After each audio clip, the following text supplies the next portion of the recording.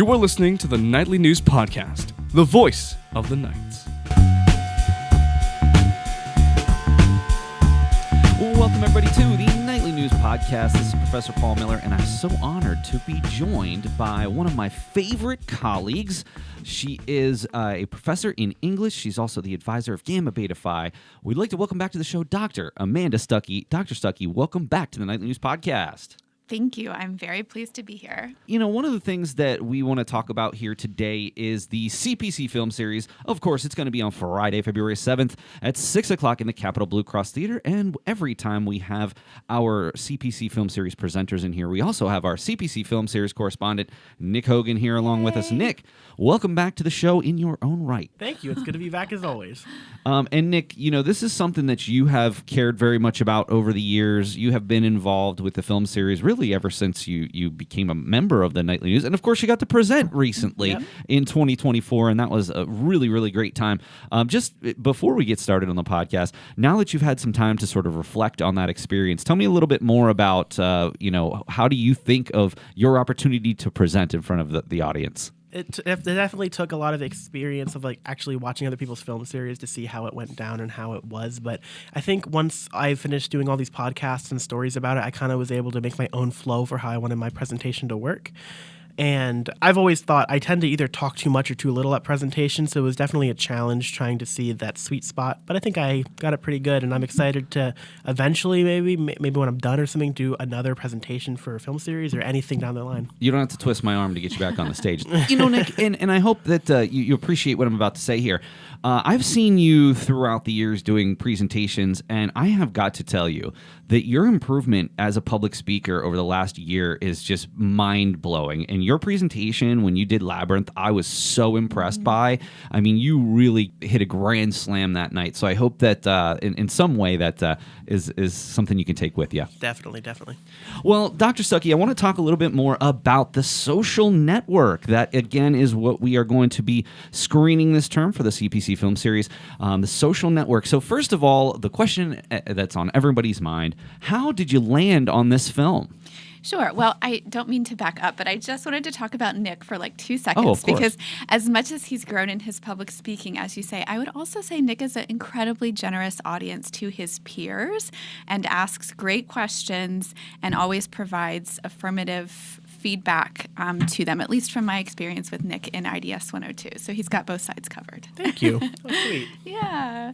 Okay, so this movie I had not seen in a very long time. I worked it into one of my selected topics in film classes a couple years ago, where the theme was films and the workplace. And so we talked about sort of how this Facebook was kind of this homegrown operation, legendarily from Zuckerberg's dorm room, also in competition with some other very privileged multiplayers on Harvard's campus and off, and to kind of think about how life online has changed life in the workplace. Yeah, I mean, there's no question about that. And something that, when you said that you wanted to do this film, I was so excited because I've worked in social media for a very long time. Part of what I do here is teach social media marketing classes. And so I have really kind of grown up with Facebook, seen its expansion. But even though I work in it, I also see its dangers. Of course, we can talk about that here shortly. But I want to talk a little bit about the film itself. Of course, it stars Jesse Eisenberg, Andrew Garfield, and of course, Justin Timberlake as one of the stars, who's become quite an actor in his own right. But my favorite part about this film is the director, David Fincher, who also directed two of my favorite films, Seven and Fight Club. We could sit here and have a whole podcast about Fight Club, but of course, maybe another time if that ever gets selected to show. But had you been familiar with Fincher's work? I mean, to what extent did you have any interaction with these or any of his other films? Well, this is probably not a good thing to admit on this podcast, but I've never seen Fight Club, and I have never, I'm not familiar with his of work, but I know the name.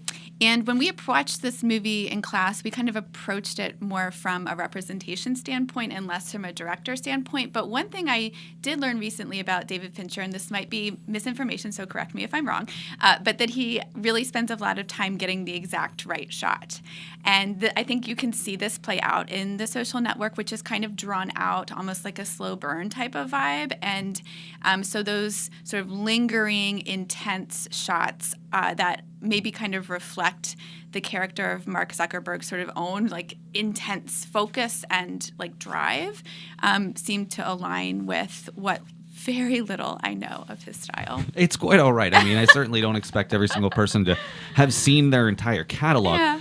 But Fincher is just somebody who I respect as a director. I'm not going to sit here and say, he's my favorite director ever. Obviously, I love Quentin Tarantino, Christopher Nolan, but he's also one who I always, if I see that he has a film coming out, I'm paying attention to that. I actually did see this film in the theater, which was really cool because it was a massive hit. Yeah. I mean, even though when you look back on IMDb, modest, I suppose, $90 million take in domestically, but it for $224 million worldwide, which I think is pretty impressive.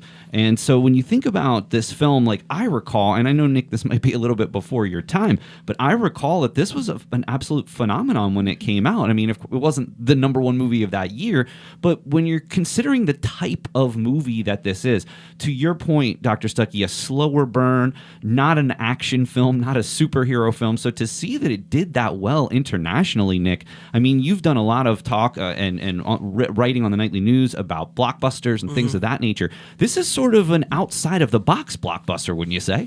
I definitely think so. I think it also lends to the idea that Hollywood loves original ideas. I know it's I guess biopic is the right word. I know it's not like you said, action movie or superhero movie or relies on CGI, but if people just want a good story, they're going to show up for a good story. They do not need a bunch of flashy images for a blockbuster to exist. Why don't you go and I know that people in California are busy right now, but when they get that under control, you should probably go out and have a conversation with these folks to make sure that they understand what you're saying here, because unfortunately in recent years, original films, and even Nick, even when I look this year at the new films that are coming out, there might be one or two high-profile original films coming out in 2025, which we will hold that for another podcast. It's a different as podcast. Well. But again, you have an all-star cast here, you've got an all-star director here, and you've got an all-star writer in Aaron Sorkin. Also, Social Network actually won 3 Oscars. Aaron Sorkin won for his writing.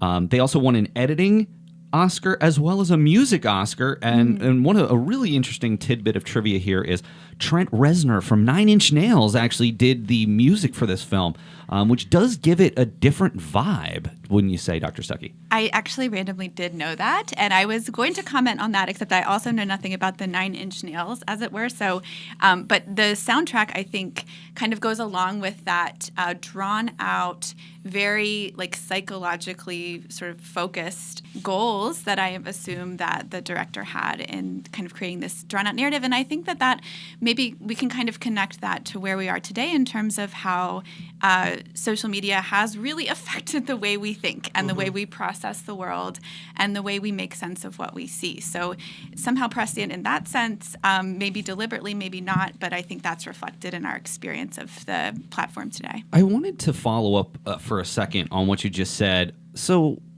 part of my background here and part of what we teach here and part of being a co-advisor with the Nightly News is that we do create news. We do create content.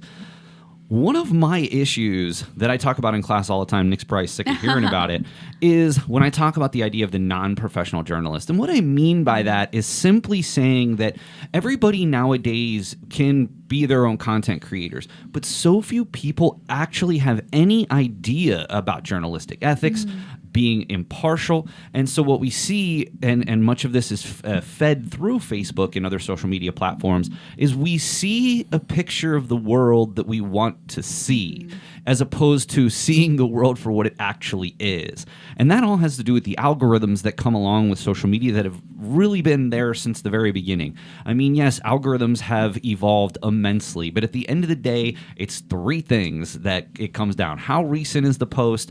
How much have you you interacted with the post and how much do other people interact with the post. So things can be pushed out that are highly biased, and just because it's somebody that has a website, all of a sudden they're the messiah. And that's one of the major issues that we've seen over the past, let's just say, 3 presidential elections.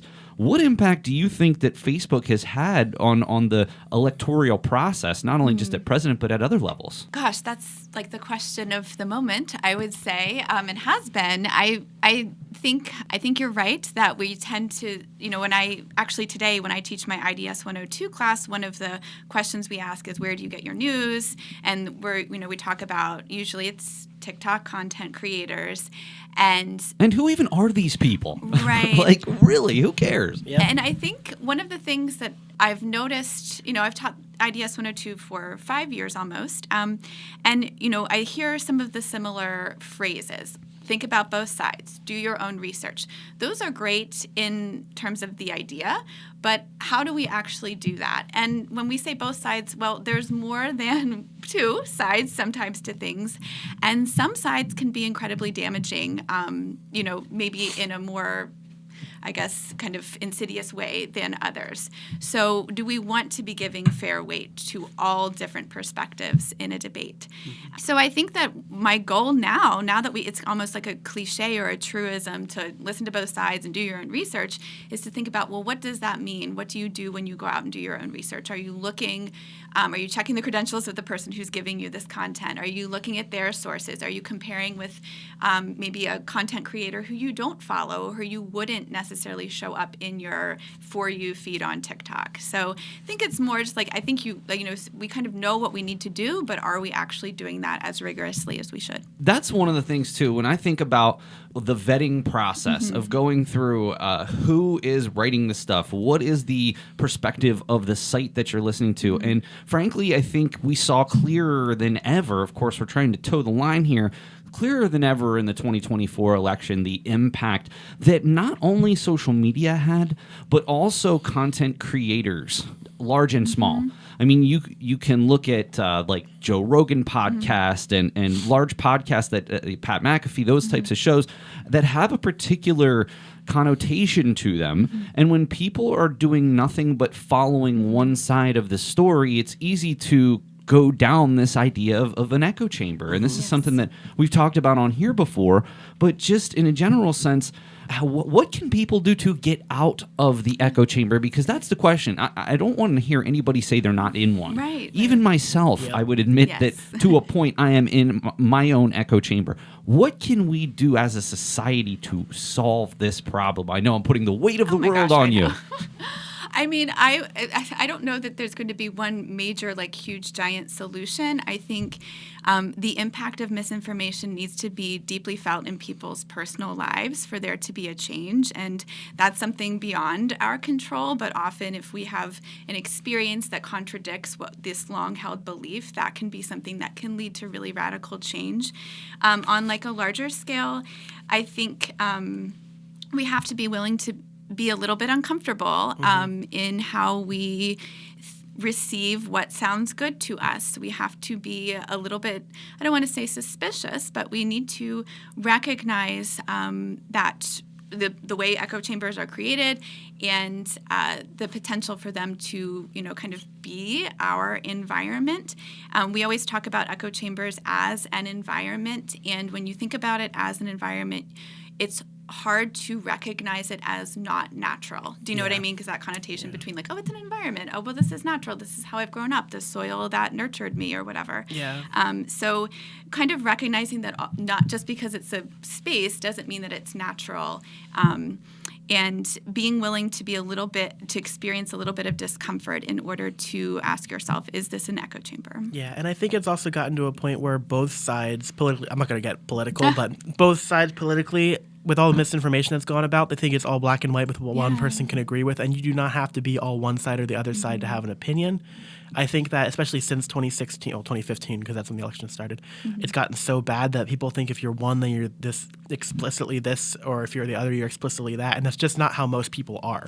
I agree with you. I live in a very rural part of Pennsylvania, and it was interesting that I voted in person this past election, and before I left, I was on my Instagram, which was giving me a ton of really positive, affirming posts on one side of the election, and then I showed up at the polls and I saw a completely other side, and so I thought, how much is what I saw on Instagram paying attention to what I'm seeing without my phone in front of me? Well, and another thing I want to mention before we move on to a really quick news piece I wanted to talk about.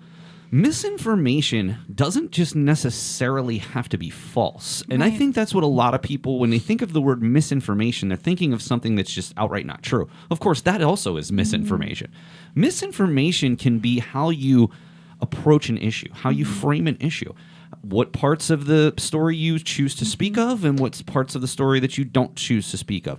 And so if it's all just very one-sided, that also has the tendency to be misinformation, and that's what a lot of people don't really take into consideration. Yep, I think that's the worst example of it, because it happened a lot this last election where, like I said, I'm not going to stay on the politics because I'm trying to appeal to both sides with this, but you could have one side saying that the entirety of the left hates or loves abortion, which is not true. You could say the entirety of the right is homophobic, which isn't true. It's like bad eggs in those groups that are like radical. It got to a point where everyone thinks every single person in that is that, and that's just not true. It's essentializing and it's oversimplifying really complex issues. And so when we finish with IDS 102, some of us move on to English 105, where we talk about, when we're doing this type of work, it's going to be a complex solution, and you're never going to find, or a complex issue, and you're never going to find the solution to that. To your point about misinformation and sort of the dangers of platforms that spread misinformation, I always think about this letter that Thomas Jefferson, problematic historical figure, but Thomas Jefferson nonetheless, wrote like in 1818, and he writes about something that he's worried is going to create sickness, especially in young women, and something that he thinks is going to poison the minds of the nation. And he's talking about books. He's talking about novels. So this was like 1818, the rise of the novel in the United States. And we look at books as so positive now. Thomas Jefferson back then was saying these things are really dangerous, and they're going to basically wipe everyone out by making them, to use the language of our time, mentally ill. And so I think it's interesting to think about misinformation sort of spreading through media as having a really long history, and forms that we consider to be kind of like really positive and good now as having been really under the same suspicion that we put social media under now, just to kind of play the opposite side there. I want to bring up one quick article. So this was from early January here on NPR News. Meta says it will end fact-checking as Silicon Valley prepares for Trump is the headline. And Meta CEO Mark Zuckerberg announced Tuesday, this is again in early January, that the social media company which owns Facebook and Instagram would stop working with third-party fact-checking organizations.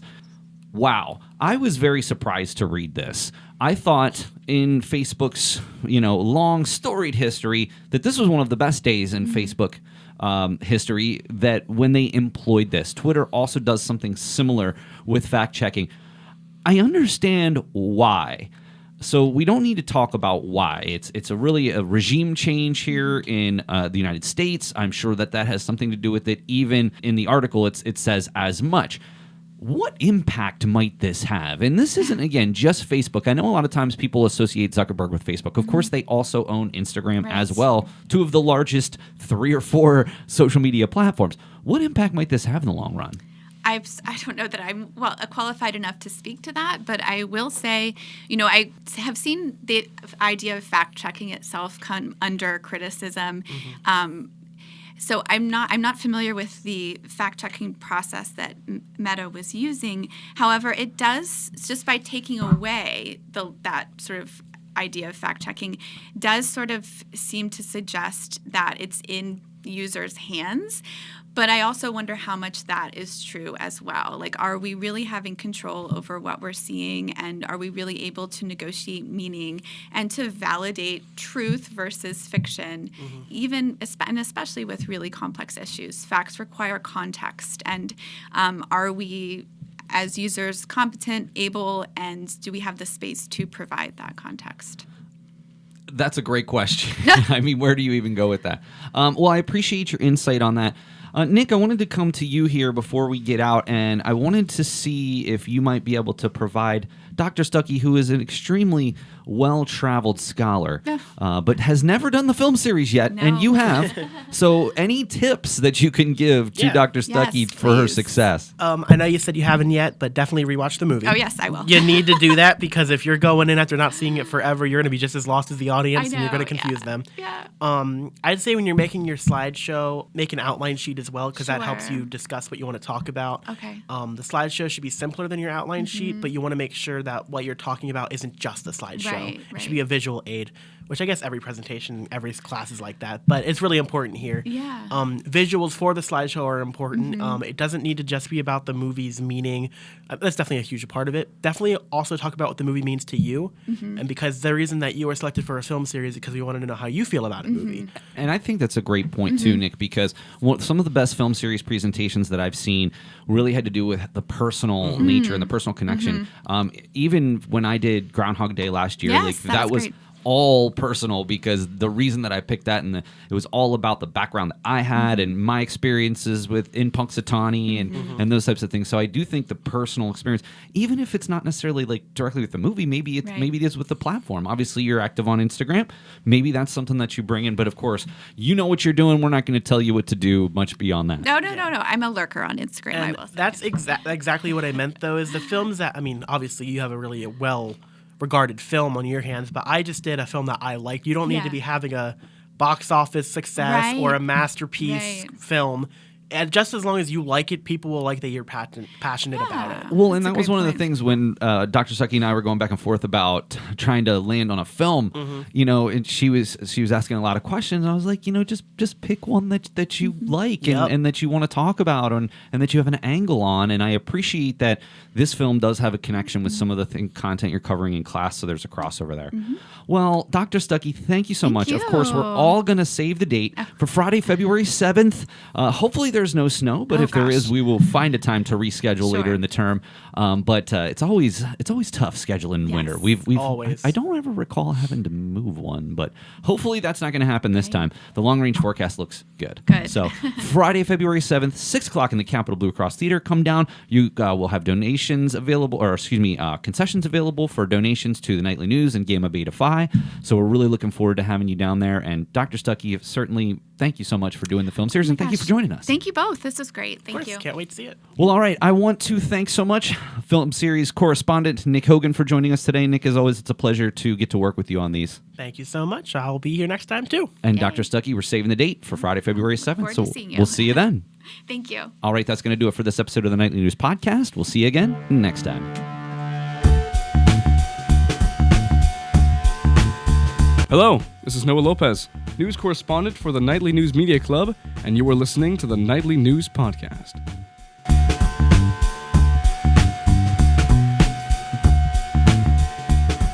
Welcome, everybody, to the Nightly News Podcast. This is Professor Paul Miller, and I'm so honored to be joined by two of my favorite people here across campus. First, we're going to start off with Nightly News co-president Brett Savaleski. Brett, welcome back to the podcast. It's good to be back, Professor. Thanks for having me. It's always my pleasure.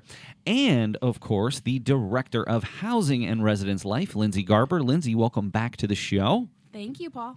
And, one of the things that I think is so important to talk about here, and something that you have been on the podcast previously, is our college pantry. So one of the big reasons that we are here to chat with everybody today is to help promote a really, really big thing that Gamma Beta Phi is doing over the month of February, and that is the Gamma Beta Phi food drive that is going to be starting next week in week 5. Now, you can always check out Central Station and Student Central for more information about this, but we really do want to talk about not only what it is, but why it is. So let's just go back to the beginning. Lindsay, for those out there who may not be familiar with the college pantry or may not even know that we have a college pantry, walk us through a little bit of the history of the pantry and what it's how it's grown over the years. So the pantry was originally started by our Student Government Association president, Morgan Littleford. She was also a student RA at the time. They began it back in 2017, I believe, and it was that summer. And we've grown since then. So it started with just non-perishable food items. So like your cereals, your pastas, canned vegetables, things like that. We expanded that into personal care items. So shampoos, soaps, toothbrushes, toothpaste. We also include school supplies. So notebooks, pens, paper. We get a lot of requests for like note cards. We also have cleaning supplies, and because that's actually really expensive, especially in today's world. Also, we have partnered with the Career Services Department, so we have professional clothing, and that's actually on the request sheet now, so they can request that, and we send that up to Career Services, and they'll pair up with them to come down and be able to do a time to shop. We just added this last term, our Education Foundation was able to get us a freezer with some of the grant money from community aid. So we now include freezer items, so like frozen pizzas, waffles, Hot Pockets, things like that. And then we did also get a small fridge. So we have some fruit available. We will offer more fresh items during our open shop, which I know we're going to talk about here in a little bit. But that won't be like a regular thing just because of expiration and things like that. Of course. So one thing I wanted to talk about here, though, is especially, let's start off with the career services aspect. This is a place I can bring Brett in. One of the things that I am so proud that the college has done is have this career closet as part of the food pantry. Brett, tell us a little bit more about your experiences, not only with the career closet, being a work study with career services, but maybe talk about some students who have used it and really appreciated that particular service. Yeah, it's a really nice service, especially for, like, Central Penn has a lot of, like, non-traditional college students, people who couldn't afford to go to, like, the big, like, 4-year schools like Penn State, places like that. So it's really nice that they're able to kind of, like, go in there and, like, pull stuff. We have stuff in all different sizes, both men and women's. We have shoes, we have accessories, everything. The closet's very full at the moment because I don't know if there's a ton of students who really know about it more, so that's actually something we could work on, is like advertising it more, like showing people like trying stuff on, incorporate that in like our social media or even like a nightly news article, something like that. Hey, there you go. Yeah. Although I will say Brett's working on a really, really big story this term, Lindsay, because we are celebrating our 10-year anniversary. So I saw that. Really It's gonna be a excited. big one. Yeah, really excited to see what Brett comes up with. But you speak to a larger point here. I think what's wonderful about all of this is that you have this career closet, that we have this food pantry, but it needs to be on the other side. We need to have people who are utilizing the service. It's one thing to offer it. It's another thing to have students really get involved and engaged in it. I think on both fronts, of course, I advocate send people there for both of these and try to support in any way I can. But here's the question that I have, Lindsay. Do you find that students are prideful? Meaning that do you find that students aren't necessarily looking and are almost to a point have a pride aspect that maybe prevents them from reaching out to using these services? To be honest, Paul, no. Okay. I don't actually come across that as much as you would think, and probably as much as we would have done like historically. Like in recent years, it has gone away from how do I want to say that, like a taboo subject of using a pantry. And especially because ours encompasses so many different areas. It's not just food. So people really are more open to utilizing it. The area that we find we lack is going to be the marketing of it, reminding students that it's there. Well, my team does a good job in the housing units. Like we don't always do such a strong job, and I'll own that, across campus for like our commuters and things like that. And that is such an important point to all of this, Lindsay, and anybody out there listening. This is not just for our residential students. Correct. This is most certainly for any student. And I will go as far as to say I have heard stories, which you can confirm if you'd like, of people in your office who are scheduling to meet people who are online students and take Yes. them food and to take Yes. them other supplies. I think that's amazing. So, and I think that's part of sort of the thought process about how this can continue to evolve, because even when I talk to commuter students, or I even talk to online students, a lot of them just don't think it's for them. And so Yeah. that's one of the things that I would love to work on, helping you get the word more out about it, and maybe on a more regular basis. I'd also argue if we would write up an article for the Nightly News, it's something that could be shared each term as sort of like a frequently asked questions type of thing that could then be shared term after term and updated to reflect new changes with the pantry. Well, and I would say another, I'm going to call it a roadblock, is sometimes going and doing the form, you have to find where the link is. So we have a link in Student Central. We have a tile on the app.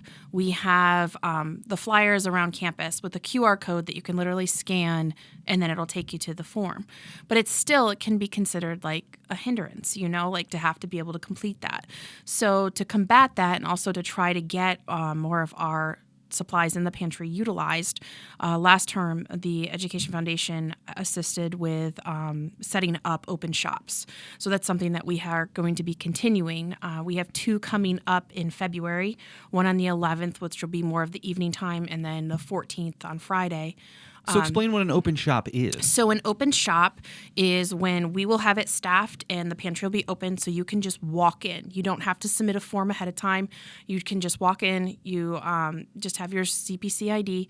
You come in and you can shop. You can get, if you need 2 boxes of cereal and you need some frozen pizzas and that's it, you can get that. If you need whatever we have available that you're in need of, we'll give you bags. All you have to do to check out is go up to the person that's working. Our student worker, Lindsay Childs, will be spearheading this. But all you have to do is you go up to her and you say, hey, I have 10 items. She'll log your name, check the ID, and put 10, and then you're good to go. So it's a really easy, seamless way for students to be able to have a designated time to just come in and shop. They don't have to worry about the form.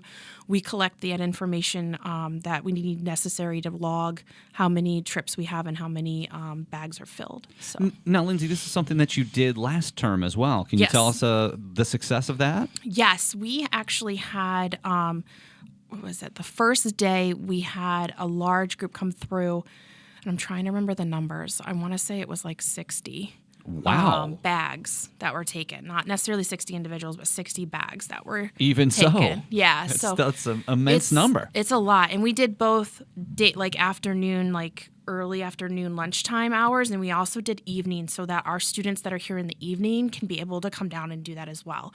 And I'm not talking evening like it's during their class time, like it's there before. It does overlap into the evening class time, but it gives them that window to come in and be able to be like, okay, I need to grab a couple items, or I need to grab a couple bags, or whatever the case may be.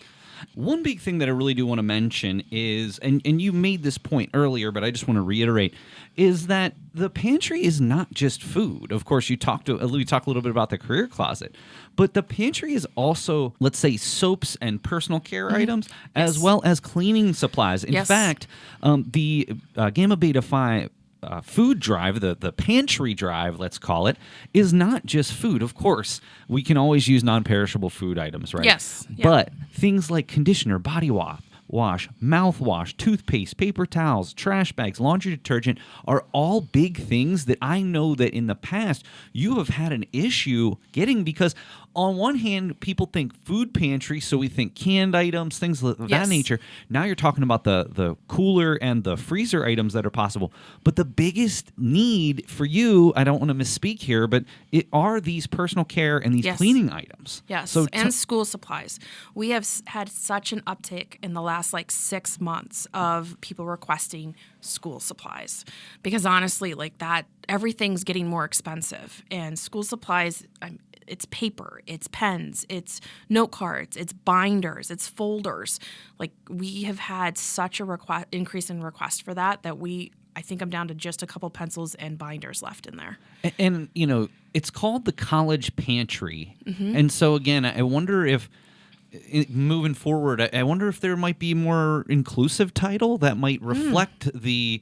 And again, I don't want you to have to change your branding and everything like that. Like, I get how important branding is. But I wonder, just generally speaking, because even when I put out a plea to folks, it's mainly just people associate pantries with food, Yes. not necessarily the clothing or the personal care items or the cleaning items or the school supplies, to your point. Yeah. Not a bad idea. We do have a meeting tomorrow with one of your comm students that maybe we could see if she wanted to do some research to come up with that. Let's get her on top of that. Well, I do want to just reiterate that the open shop will be taking place on February 11th and February 14th. For more information, keep an eye out on Student Central and the app, I'm sure. Yes. We will make sure that it is going to be up on there. Brett, I wanted to just kind of leave this segment with speaking with you from a student perspective. I know that you get to talk to a lot of students, and I know that you're a commuter, not necessarily an on-campus student. But is this something that you hear from students, is that they are struggling to find meals? All the time. Yeah, I know we have pretty limited CAF hours here, and some students can't always go straight from class to doing sports, whatever they're doing outside of class, extracurriculars, and go and hit up the CAF and find 3 meals a day, let alone, just feeding themselves. But yeah, I hear it all the time. One thing that I do know of is that college students do qualify for food stamps. I think that's something that we should work on, like marketing more on campus too, as well as the food pantry and all that kind of stuff. Because I tell kids that all the time, and they're like, I had no idea. To be honest, I honestly didn't know that either. It's actually brand new. So it just started last year. And this fall, they just did a new rendition of it. So I serve on there's a group of higher ed professionals that get together with the Central PA Food Bank, and we work on higher ed and food insecurity.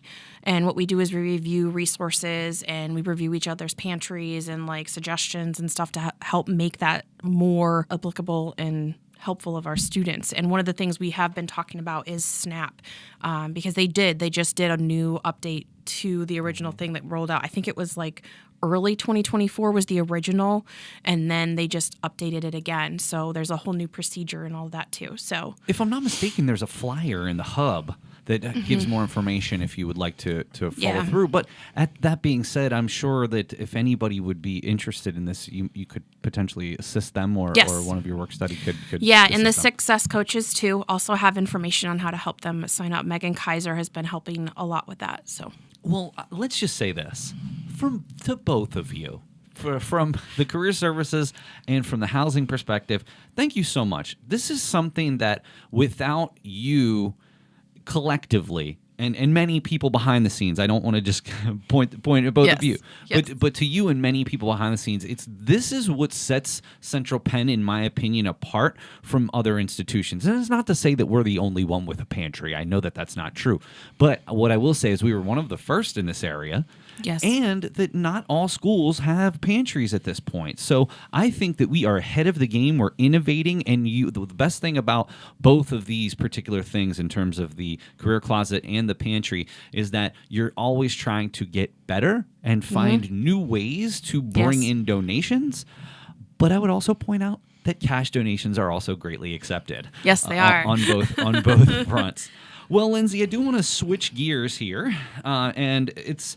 obviously we're early in the term, so this still has a little bit of lead time here.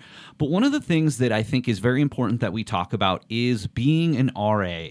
And one of the things that's important to note is the RA applications do open in week 1 of the spring term. So just a couple of months away.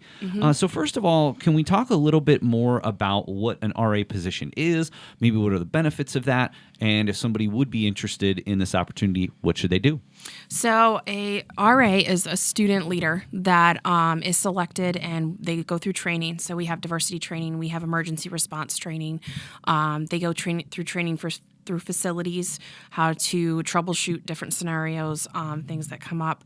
They also They oversee a set number of houses and residents, and it's their responsibility to work with them. And I say that because, like, you're the welcome for the new faces that come on campus that live in housing. You're their resource. You're the one that they come to when they have a question, they have a problem, they have a concern, they don't know how to use their meal plan, they're not sure how to do a facilities ticket, the toilet doesn't stop running and they don't know what to do. So those are things that like our team helps them navigate through as they stay on campus. So really it's a leadership position, but you're also there as kind of like even a mentorship for your residents. And it's important. Now, as your residents go through and they get closer to graduation, they need you less, which is the intent, to be able to work with them. But they have ownership over those suites to make sure everything is operating and everyone is safe and healthy and enjoying their time on campus. And then, Brett, from a career services perspective, what types of benefits could a student see in terms of a resume by being a residence assistant? Well, it shows a leadership position. It shows that you were involved while you were in college. You weren't settled with just getting your degree and going home, which is something that I talk about with everything. Huge, getting experience while you're in there. Yeah, just leadership, especially because we have so many business students. That's like the number one thing that people are gonna look for. Com's kind of the same way. People are gonna look for that on your resume, like specific instances where you were a leader, where you were a mentor. So doing anything like that where you can get that kind of position while you're in college is huge. And this is something I talk about in all my classes. Like, I don't care what field you're in, when you're going for a job, one of the things they are going to look for is your leadership and the background that you have in that. Because realistically, every employer wants to hire you and wants you to stay with them. And that's one of the things I think a lot of students don't really follow when and Brett knows this. He's had me for several classes, and it probably sounds like a broken record at this point, but how important I think it is that everybody get involved in some respect. Of course, I'd love everybody to be a part of the nightly news, right? I get that. But it's not everyone's cup of tea, and that's fine. What I need from people to do is to learn to get involved. Look, at the end of the day, when you go to apply for these jobs, all of you applying for that job is going to have a degree. Many of the people are going to have Dean's List and a high GPA. Yes. But it's what else are you bringing to the table? To me, if I would see somebody who is a resident assistant, that would immediately put them to the top because they became leaders at a young age. They were responsible for other people. That's huge. Absolutely. I don't think people understand that because when I meet with students to talk about the RA program, besides what do I get for it, I also listen to them talk about, well, do I really want the responsibility of that? And that it's a big consideration, but that's huge. You need to highlight that piece on your resume because your employers want someone who they can count on, not someone that, well, it's good that you're a leader, but like illustrate XYZ. Like responsibility, I just don't think people stress that enough these days. Responsibility is a gift. Students look for things to put in that experience part of their resume. This 100% wouldn't just be something, hey, I was an RA. No, this is experience because it's talking, you're involved with the things going on campus. Maybe you're helping with programming. You know, there's so many things that being an RA can open doors down the road. And I hope that that's one thing that students out there who are listening take away from this. Like, yes, is it a job? Yes, there's some compensation that comes along with it. But really the big thing is you're developing leadership skills. You're meeting people on campus, which can help you network down the line. There's nothing but benefits. And I would say this, some of the most memorable who are also very successful alumni members that we've had over the last decade were RAs. Correct. So one of which was our first senior RA and our first residence hall coordinator when we created those positions too. So this is nothing. There's no downside. I mean, you do get some compensation. You get to meet people. You can put experience on your resume. And in the end, and I'm going to leave it to you to finish us here, with making a plea. But in the end, they're needed. Yes. Yes. People, a lot of times your RAs are your upperclassmen. Those people graduate and move on. And there's only so many folks that are willing to take that plunge. So make your final plea to our students to be an RA above and beyond what we already said. I would say if you're interested at all in growing your skills as a leader, growing your communication skills, growing your ability to take on responsibility, and to just interact with people and problem solve, this is a position you really need to take seriously. We have openings coming up this spring. And like Paul mentioned earlier, our applications go live week 1. We will post on the app, the Central Penn app. We will send an email out. It doesn't matter if you're a current commuter and you think maybe this is something I still want to look into. We will take your application. We will review it. So it's not just housing. If you qualify to live in housing, but you're just commuting right now and you want to look into this, we can talk about that as well too. So if you want more information, just email residencelife@centralpenn.edu and we can sit down and discuss further. Absolutely love it. And of course, if there's anything I personally can do, please let me know. Thanks, Paul. Well, I just want to give a quick recap again with the Pantry. The entire month of February, Gamma Beta Phi is doing a pantry drive.